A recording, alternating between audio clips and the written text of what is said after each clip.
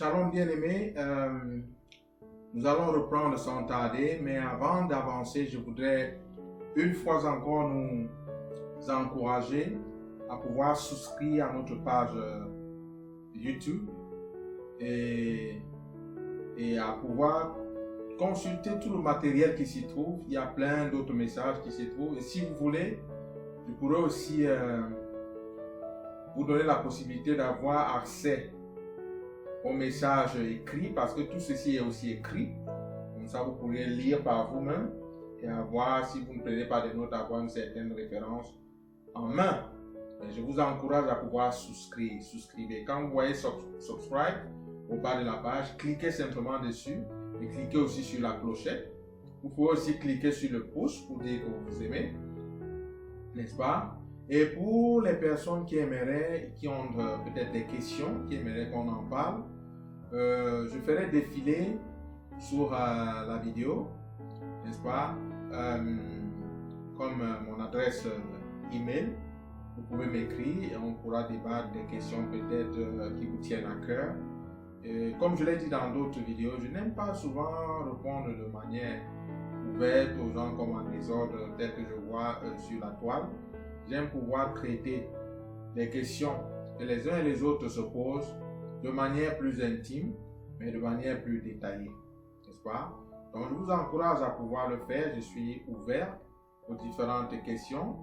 Je vais simplement laisser le email et non le numéro de téléphone parce que je suis encore à trouver un numéro de téléphone pour les bureaux. Cela ne va pas tarder, ça ne va pas tarder à arriver. Je voulais en profiter aussi davantage pour vous annoncer la sortie d'un livre que j'ai déjà préparé. Je suis en train de le faire éditer. C'est il est intitulé Le silence des prophètes. Ne ratez pas ce livre. Pour ceux qui ont accès à Amazon, je vous encouragerai au moment où ce livre va sortir, il sort d'ici le mois de mai, que vous puissiez vous connecter sur Amazon et que vous puissiez acheter la copie électronique. Je vais laisser le prix relativement bas. C'est un livre qui doit faire près de 500 pages et je me demandais s'il fallait le diviser en 2 volumes, mais je verrai bien. Donc, je vais quand même laisser le prix très bas, suffisamment accessible par presque tous, question de permettre la lecture de ce livre. C'est un document riche que je vous encouragerai autant que vous le pourriez à pouvoir acheter. Donc, continuons avec notre thème. Nous étions en train de parler du thème, le thème de notre série, en titre de rappel, c'est Dieu veut nous enrichir, n'est-ce pas? Je vais donc continuer là où nous sommes arrêtés, parce que nous étions en train de parler, nous avions fini de parler des 2 aspects de la grâce du Seigneur Jésus-Christ.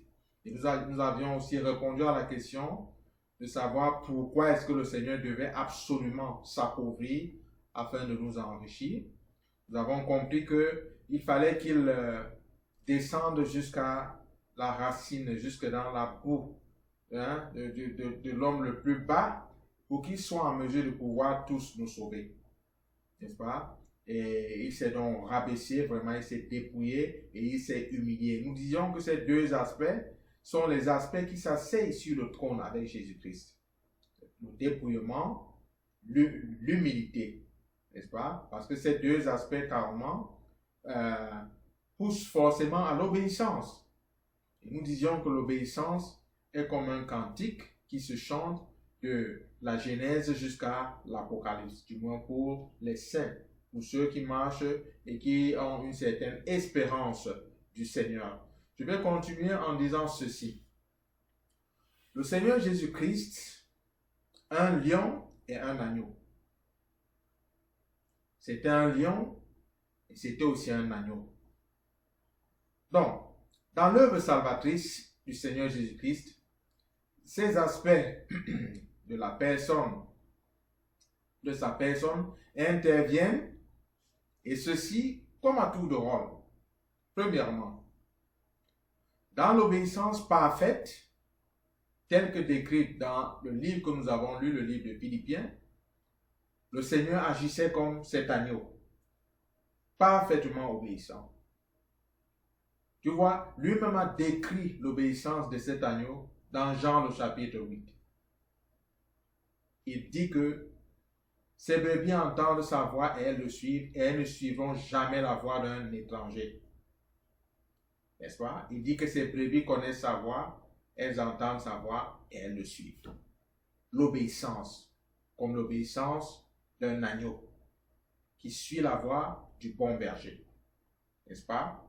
Donc, et dans le second aspect, dans le dépouillement des autorités, parce que la Bible nous fait comprendre que le Seigneur Jésus-Christ a dépouillé les dominations et les autorités. Quand il dépouillait ces dominations et ces autorités, c'était son aspect de lion. Tu ne vas pas devant un gars comme Satan lui dit, s'il te plaît, veux-tu déposer tes armes? Non. Non. N'est-ce pas?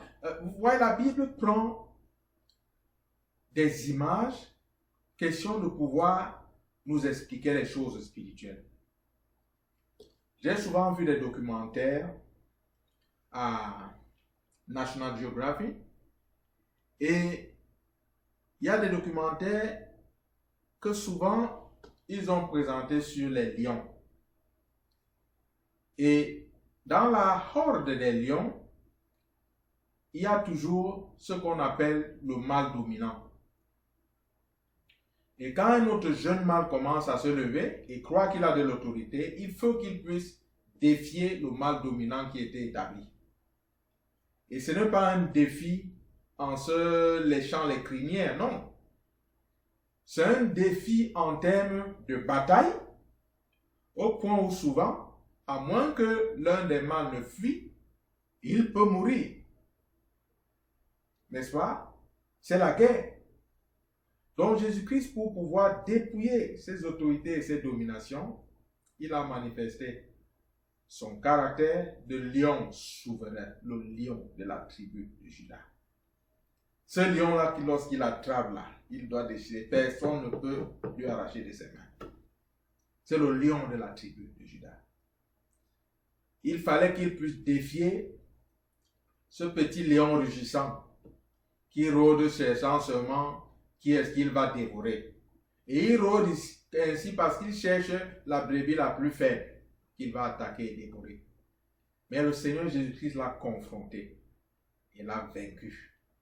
Et il a ainsi vaincu pour toi et moi. Donc, parallèlement, dans les cieux, comme je le disais, c'est le caractère de Jésus-Christ comme lion, n'est-ce pas? C'est celui-là qui a dépouillé les dominations et les autorités, qui est capable de pouvoir ouvrir les seaux.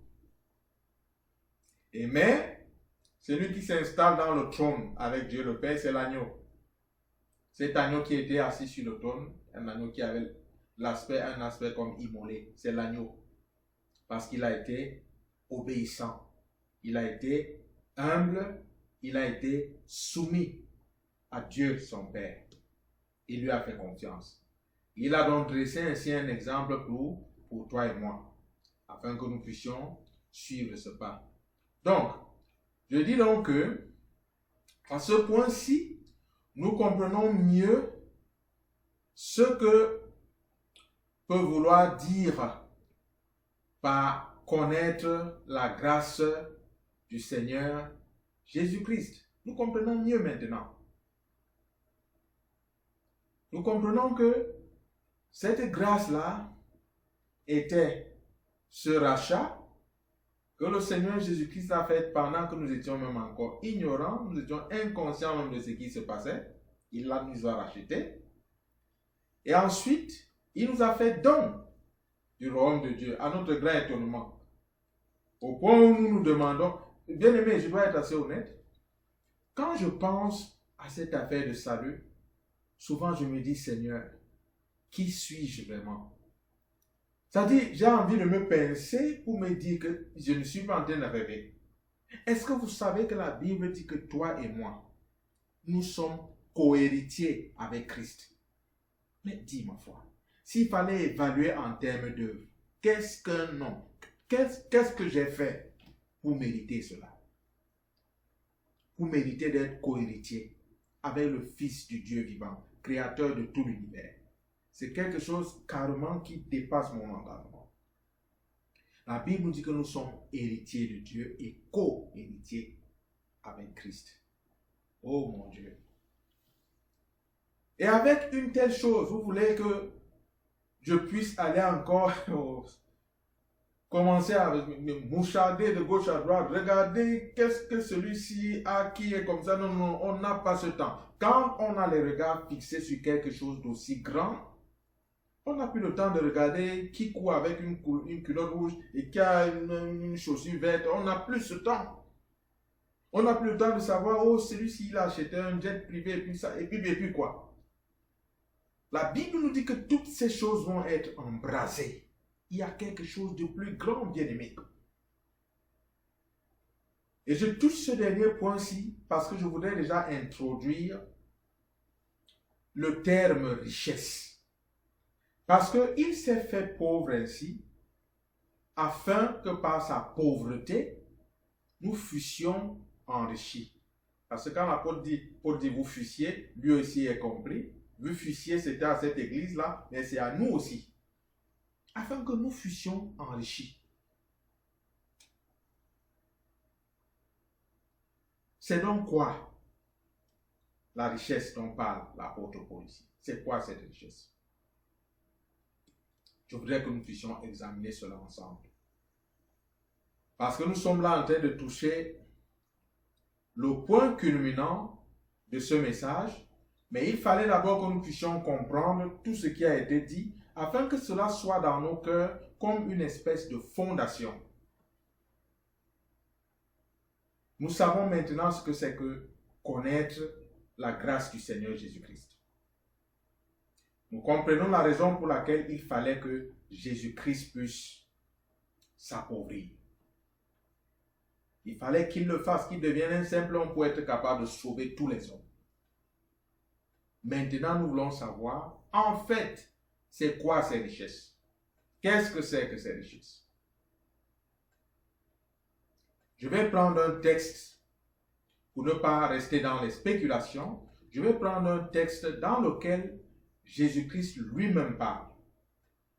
Parce que c'est bien d'entendre ce genre de paroles de la bouche du Seigneur Jésus-Christ. Nous allons faire une petite lecture. Matthieu le chapitre 6, versets 19 à 21.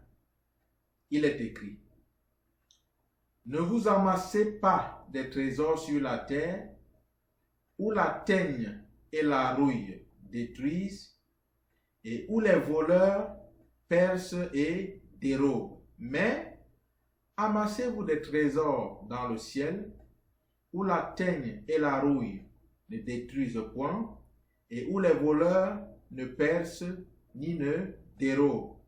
Car là où est ton trésor, là aussi sera ton cœur. Le dernier passage, si c'est bien de respecter l'ordre. On n'a pas dit là où est ton cœur, là aussi est ton trésor. Non.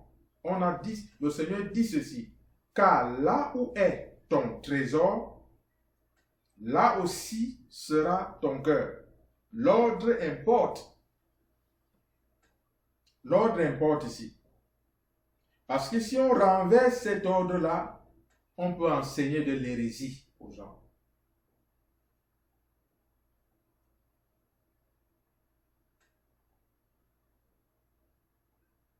N'est-ce pas?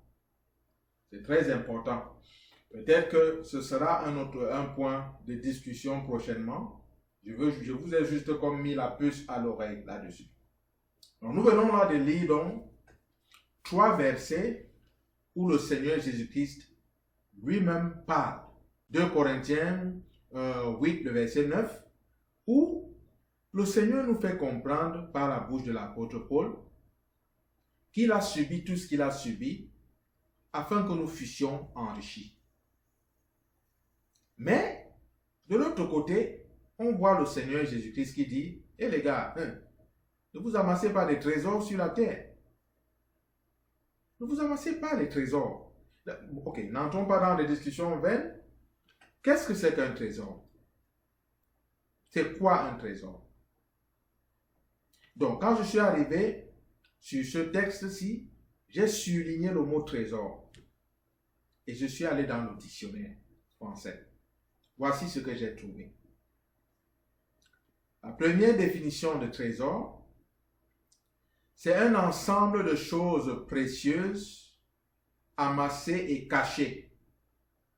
Deuxième définition, des trésors, cela veut dire des grandes richesses concrètes, objets de grand prix. Si je dois mettre tout ça ensemble, ce sera un ensemble de choses précieuses, amassées et cachées, de grandes richesses concrètes, c'est-à-dire qu'on peut toucher, qu'on peut voir, qu'on peut saisir, n'est-ce pas? Objets de grand prix.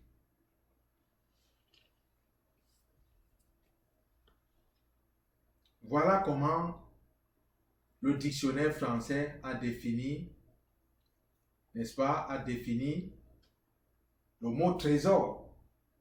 Nous voyons donc que s'il faut se limiter à notre texte de 2 Corinthiens 8, le verset 9, nous voyons que on parle de trésor ici aussi comme richesse. Bon, je vais noter quelque chose. Une des voies pour amasser des trésors dans les cieux est de faire du bien aux êtres humains sans en attendre en retour. En d'autres termes, donner aux personnes ou bien faire du bien aux personnes qui ne peuvent pas vous rendre l'appareil. Parce que le Seigneur a établi ici un ordre. Il dit que les gars, n'amassez pas les choses sur cette terre, mais amassez-vous les choses plutôt dans les cieux. Mais maintenant, lorsque la Bible parle des choses célestes, elle parle des choses spirituelles. Pourquoi? Parce que bien que la Bible nous fasse comprendre que la nouvelle Jérusalem qui va descendre des cieux sera carrément faite et des pierres précieuses et de l'or, nous ne savons même pas déjà pour comprendre si cet or-là sera le jarre que nous avons ici, mais disons que même si c'est le jarre qui vient d'ici, la seule présence du Seigneur qui sera au milieu de nous, c'est suffisant.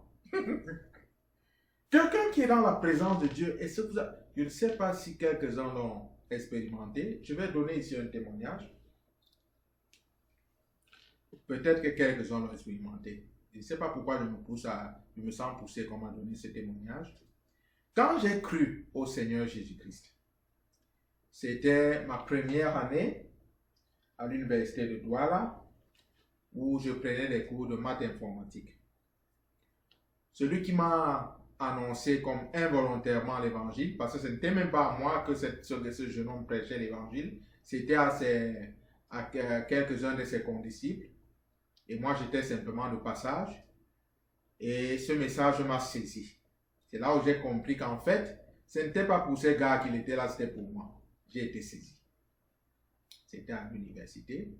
Mais je disais donc que quelques mois ou quelques semaines après ma conversion, un matin autour de 3 heures, j'ai eu comme une vision. C'est comme si le toit de la maison dans laquelle j'étais s'était écarté. Et j'ai vu carrément, comme dans les cieux, le Seigneur descendre dans les nuées. Avais-je vu sa face? Non. Mais la scène qui est décrite dans le livre des Thessaloniciens, c'est exactement ce que j'ai fait.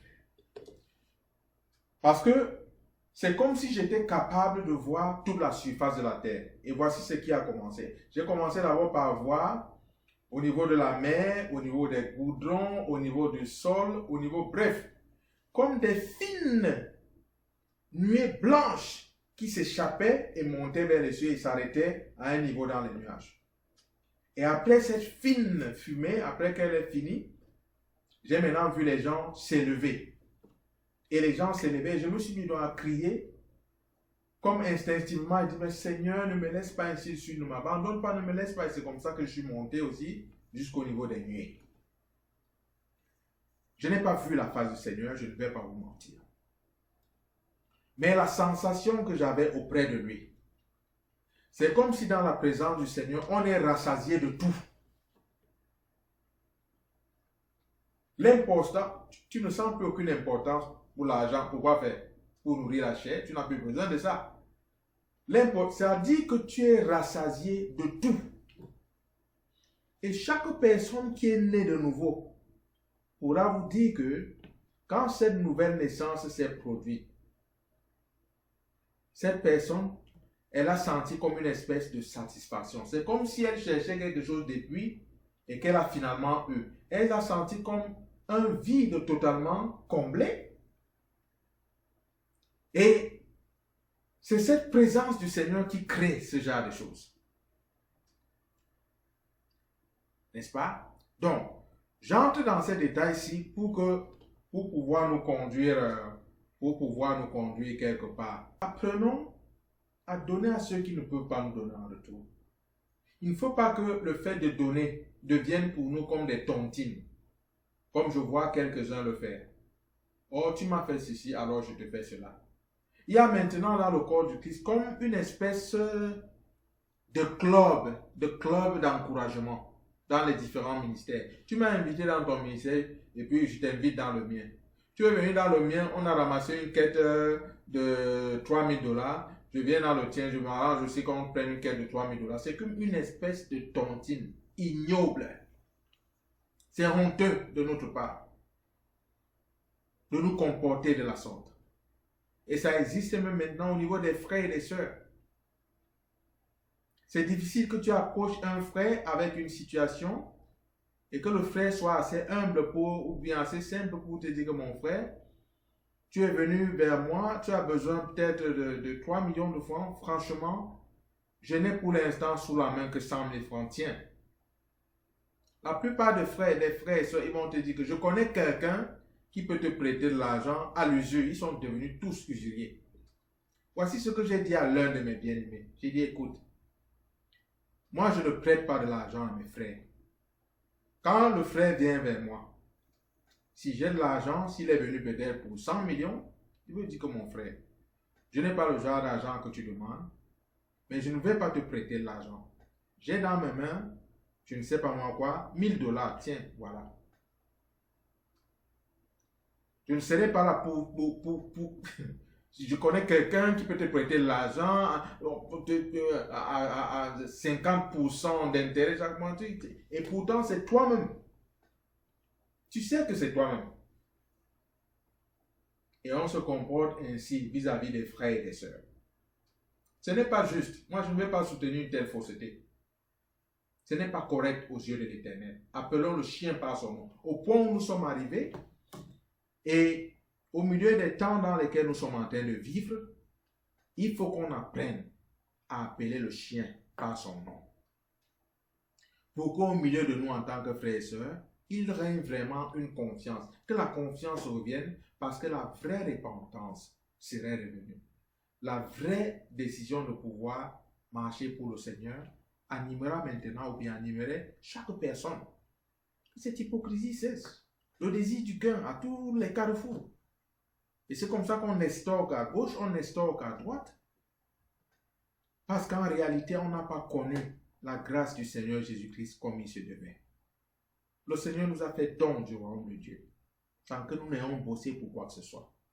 Le Seigneur nous a rachetés quand nous étions même encore inconscients. Quand quelques-uns d'entre nous l'insultaient même encore, il nous a rachetés.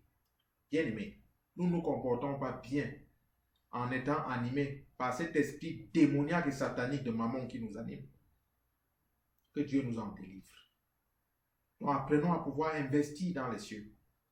On investit dans les cieux même avec les prières. La Bible nous fait mention d'une coupe dans les cieux qui était remplie de la prière des saints. Priez pour les missionnaires. Priez pour les personnes démunies. Priez que le Seigneur intervienne pour pouvoir sauver cette femme-là qui trime toute seule. Hein? Étant obligée de pouvoir élever une maman d'enfant et pouvoir en prendre soin tout seul. Priez pour tel, priez pour tel, priez pour que l'évangile avance. Donnez pour l'évangile.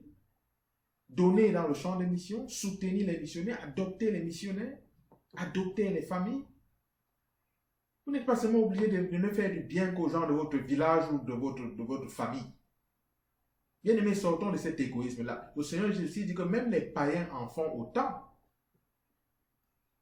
À moins que vous ne soyez devenus païens, n'est-ce pas, que vous soyez reprouvés par rapport à la foi. Je suis en train de parler des gens qui croient encore, qui ont une certaine espérance en notre Seigneur Jésus-Christ. S'il vous plaît, investissons dans les cieux. La Bible nous fait comprendre que celui qui est pauvre prête à Dieu.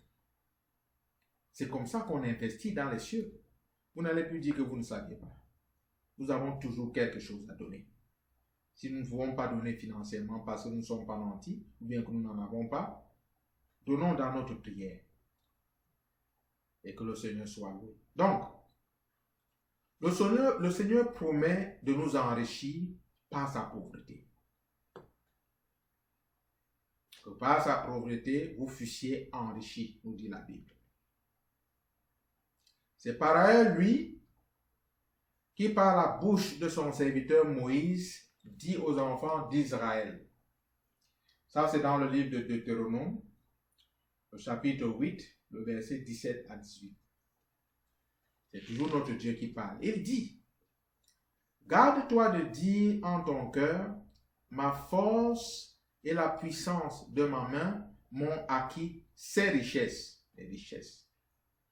Souviens-toi de l'Éternel ton Dieu, car c'est lui qui te donnera de la force pour les acquérir, les émis pour richesse, afin de confirmer, comme il le fait aujourd'hui, son alliance qu'il a jurée à tes pères. » Comme je l'ai dit, Deutéronome, le chapitre 8, le verset 17 à 18. Donc, puis, comme nous l'avons lu dans le texte précédent de l'évangile de Matthieu, le même Seigneur nous intime l'ordre de ne pas nous amasser les trésors ou bien les richesses, ou bien les choses précieuses, ou bien les objets de valeur sur la terre.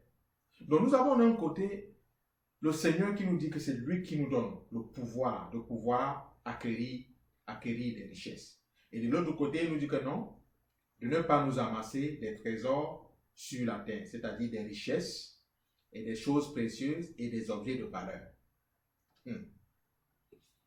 Aïe. Avant de continuer, j'aimerais même d'abord dire ceci. Est-ce que vous savez que lorsqu'on parle du fait de s'amasser les choses, les richesses, ça ne concerne pas seulement que les riches. Le désir de s'amasser les richesses. Vous savez, quand on parle de richesse sur cette terre, c'est même catégorie par catégorie.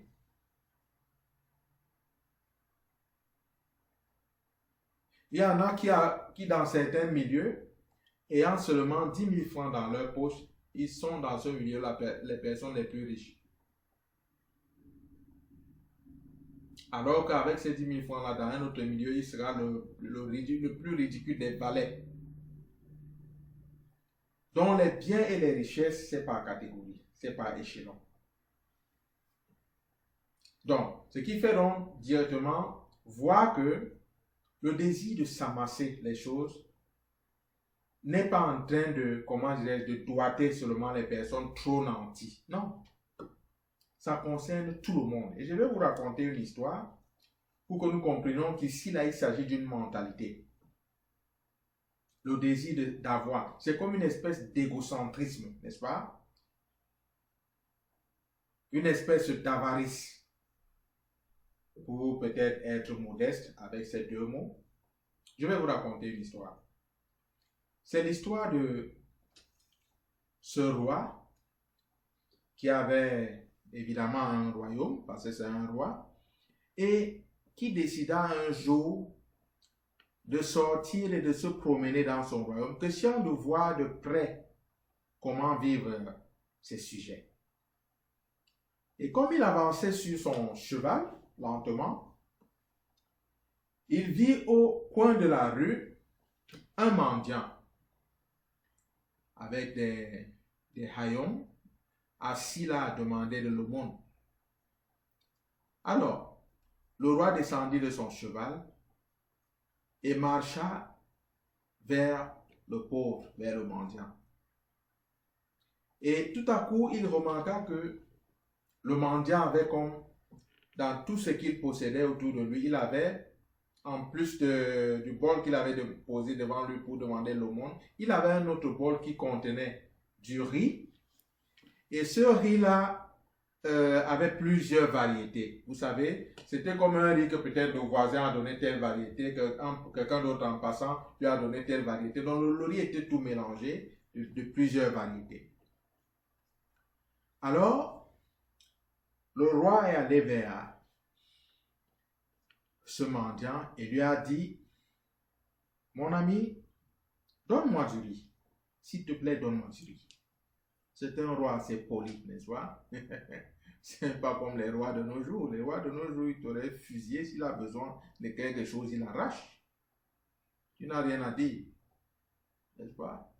C'est un roi quand même qui aimait sa population. Avec toute la politesse, il a dit, mon ami, s'il te plaît, donne-moi du riz. Le pauvre l'a d'abord regardé avec étonnement parce qu'en regardant la façon dont celui qui lui parlait était vêtu, il savait que de toutes les façons, celui-ci est d'une classe vraiment hyper riche. Et sûrement, notre mendiant s'attendait ce jour-là au pactole, hein, au gros lot. Justement, il y a un gros lot qui arrivait. Mais le roi lui dit plutôt, donne-moi du riz. Le mendiant étant étonné, regarda le roi avec surprise, comme pour dire, mais dans cette affaire, si c'est toi qui es supposé me donner, ce n'est pas moi qui suis supposé encore te donner le genre de riz que j'ai ramassé, que j'ai cotisé de gauche à droite, là, c'est moi encore qui vais te donner ça. Alors, il plongea la main dans le bol de riz, je vais dire le mendiant, et il compta simplement 6 graines de riz qu'il mit dans la paume de main du roi. Le roi le regardant, eut un peu pitié de lui, il dit, c'est tout ce que tu as à me donner, mon ami. Le gars secoua la tête disant qu'il se réservait cette autre riz parce qu'il comptait cuire cela et manger, c'est tout ce qu'il avait comme repas. Le roi dit, ok, il n'y a pas de problème. Mais, gardant les yeux fixés sur le pauvre, qui était toujours étonné, le roi ferma sa main pour un instant, et lorsqu'il rouvrit cette main, ces graines s'étaient transformées en 6 pépites d'or.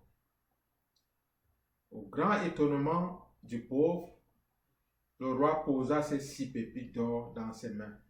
Mais le roi lui dit ceci, mon ami, imagine si seulement tu m'avais donné ton bol de riz. Imagine ce qui serait passé. Et le roi monta sur son cheval, laissant cet homme stupéfait, bien sûr avec ses 6 pépites d'or, qui devaient l'aider à tenir pendant peut-être quelques semaines ou quelques mois. Mais il aurait pu ce jour-là devenir l'homme le plus riche aussi de ce royaume, ou bien l'un des hommes les plus riches de ce royaume. Mais vous savez quoi? Le désir de s'amasser des choses avait comme enveloppé, avait investi sa pensée. Le désir de s'amasser les choses. Pour lui, son riz, son bol de riz, c'était un trésor. D'autres ont des trésors de part et d'autre, mais pour ce pauvre, ce riz dont il s'était amassé de part et d'autre, de plusieurs variétés, c'était pour lui un trésor. Ça devait tenir son ventre. Et il n'a pas été capable de relâcher cela. Ceci simplement, c'est pour dire que lorsqu'on parle du fait de s'amasser les choses, cela ne concerne pas seulement qu'elle est riche. C'est un esprit et c'est une mentalité qui doit pouvoir nous quitter entièrement afin que nous soyons vraiment utiles dans les mains du Seigneur. Je vais marquer une pause ici et je vais revenir et nous allons développer la dernière partie de ce message. Mais je nous encourage, bien-aimés, marchons avec les mêmes sentiments, les mêmes pensées qui ont animé Jésus-Christ. Il s'est dépouillé, il s'est humilié, il a poussé son obéissance jusqu'à la mort. C'est pourquoi le Seigneur l'a souverainement élevé. Et le Seigneur l'a élevé avec nous. Gardons donc la même mentalité pour ne pas nous déchoir de cette grâce. Que le Seigneur nous fortifie, que le Seigneur nous bénisse. Shalom.